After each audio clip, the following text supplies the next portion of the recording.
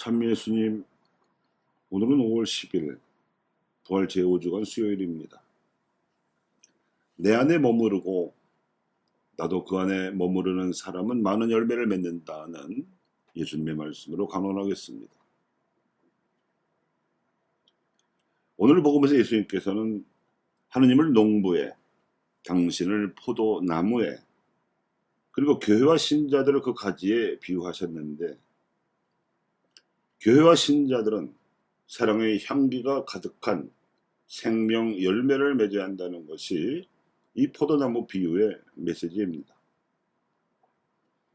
이 비유는 생명에 대한 진리가 하느님께로부터 예수님을 통해서 전해진 계시임을 알려주는 동시에 이 계시는 인간의 신앙이라는 응답을 요청하는 것임도 알려줍니다.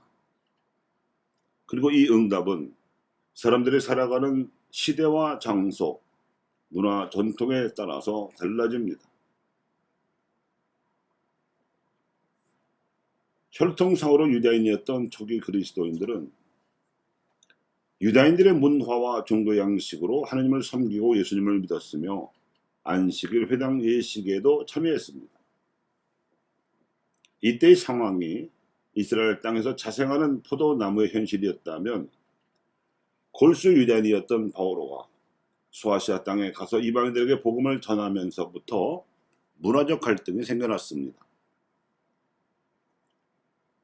본시 비유다 문화권에서 살던 이방인들이 선교 활동의 결과로 예수님을 믿고 그리스도인이 되었을 때 유다인 그리스도인들처럼 유다 문화와 종교 양식에 따라 신앙생활을 영위해야 하는가라는 문제가 대두된 것입니다.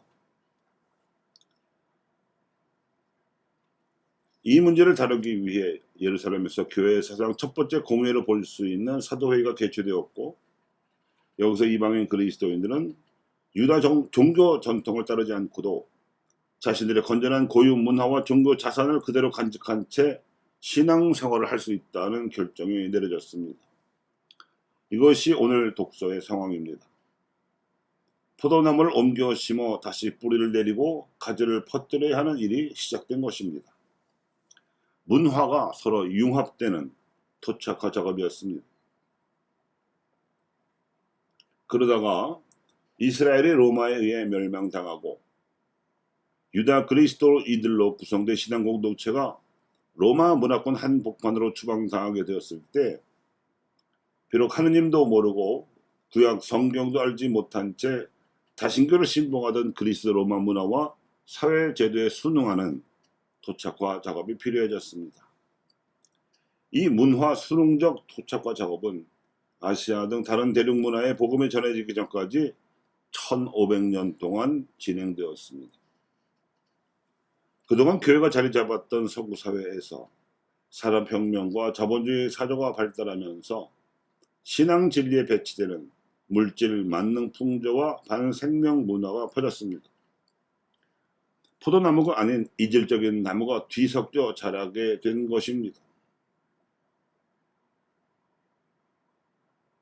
이 서구화 과정이 우리나라에는 복음화와 비슷한 시기에 도입되는 바람에 오늘날에 와서는 우리가 생활하고 있는 문화가 포도 열매를 맺을 수 있는 포도나무인지 아닌지를 식별해야 할 해석학적 과제와 이질적인 나무를 뽑아내거나 열매를 맺지 못하는 가지를 쳐내든지 아니면 아예 포도나무를 옮겨 심어야 하는 토착화 작업이 필요해졌습니다.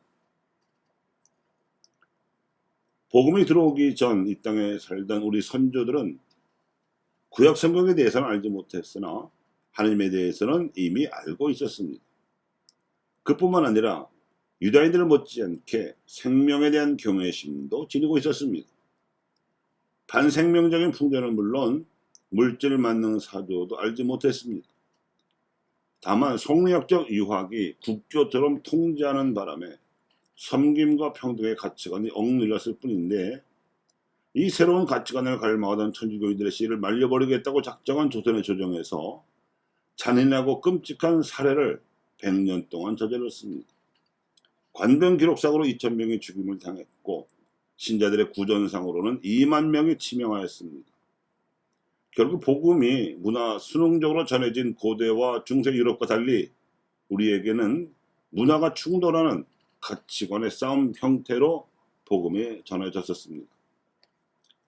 사정이 이러하기 때문에 박해가 종식된 지는 이미 100년이 넘었고 죽음에 대한 살림의 그리고 억압과 차별에 대한 섬김과 평등의 승리를 우리가 기념하고는 있으나 이 땅의 역사와 문화라는 토양은 포도나무가 옮겨 심어질 만한지 옮겨 심어진 포도나무는 뿌리를 내리고 있는지 쳐내버려야 할 가지는 없는지 거두어 들여야 할 열매는 얼마나 되는지 하는 식별과 해석 그리고 실천 작업을 요하는 토착화 작업이 뒤늦었지만 더 이상 미룰 수 없는 문화 식별의 과제로 우리에게 남아 있습니다.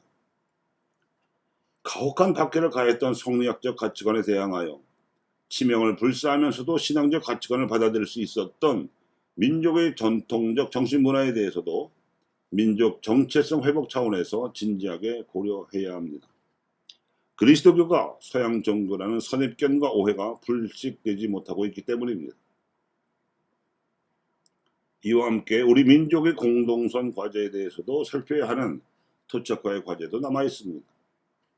서구와 물결에 묻어서 덩달아 들어온 죽음의 문화와 물질 만능 풍조는 아직 완전히 극복되지 못했고 신앙의 가치관과 생명의 문화를 선포하기도 해야 하며 분단을 극복하고 민족의 화해를 일으켜야 할 민족 복음화라는 공동선도 미룰 수 없는 실천 과제입니다.